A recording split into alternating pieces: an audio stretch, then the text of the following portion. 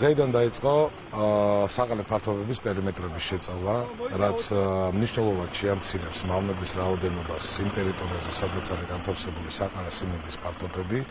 ჩვენ ასევე ივლისის შუა რიცხვებიდან უშუალოდ დავიწყებთ სიმინდის ყანების შეწავლა დასავლეთ საქართველოს მთლიან ტერიტორიაზე, სადაც იქნება საყანე ფართობები. დგას დღეს ამ კუთხეს მოხედავთ 12 ერთეული ტექნიკა შემოსული არგილის მასივებში, მიმდინარეობს პერიმეტრის შეწავლა, რომელიც ძალიან შეუმსუბუქებს ადგილობრივ მეწარმეებს, ფაროსანასთან პრობლემას და ამ პრობლემის გადაწყვეტას.